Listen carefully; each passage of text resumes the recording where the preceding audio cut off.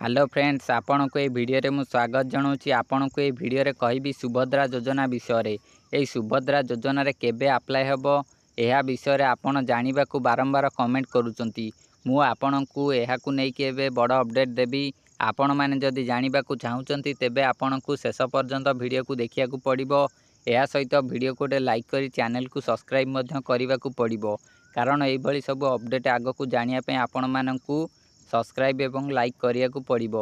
एबे चलंतु आमे जानिबा कोन अपडेट एई सुभद्रा योजना टी आरंभ करिथिले इलेक्शन हेबा पूर्वरु।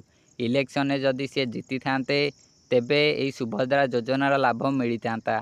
से मध्य जीतिचंती, एबे आमको एई सुभद्रा योजनार लाभ मिलिबो। एई सुभद्रा योजना रे 50,000 टंकार भाउचर मिलिबो बोली घोषणा करा जायथिला।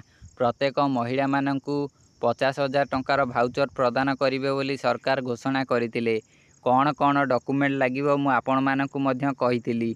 जदि भी आपण जानि नांती कौन कौन डॉक्यूमेंट लागिवो मु आउ थरे आपण मानकु कहि दउछि। एबे एथिरे आपणकर आधार कार्ड लागिवो, या सहित resident certificate, income certificate, caste certificate ए सब गुड़िक लागिवो।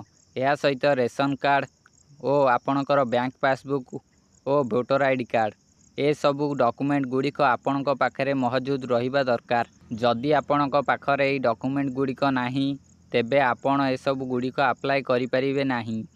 जदि आपणक पाखरे कास्ट सर्टिफिकेट कि इनकम सर्टिफिकेट कि रेसिडेंट सर्टिफिकेट एई तीनोटी सर्टिफिकेट आपणक पाखरे नाही तेबे आपण ए सर्टिफिकेट पई किपरि अप्लाई करिवे मु पूर्वरु एक वीडियो करिछि। से वीडियो रो लिंक डिस्क्रिप्शन बॉक्स रे अछि, आपण से वीडियो टी को जाई देखि परिबे।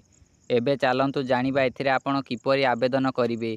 मु आपण मानकु कहिली एई योजनाटी जदि से जीति थांते तेबे एई योजनार लाभ मिली थांता। से जीतिचंती मध्य, किंतु जीतिला परे एहाकु नै कि ए पर्यंत कोनोसी प्रकार अपडेट आसीनी। एथिरे अप्लाई प्रोसेस ए पर्यंत चालू करा जाइनी। एथिरे अप्लाई प्रोसेस जेतोले चालू हबो एहा परे आपण एथिरे अप्लाई करि परिबे। मु आपणको अप्लाई प्रोसेस चालू हेले आपणको जणै देबी।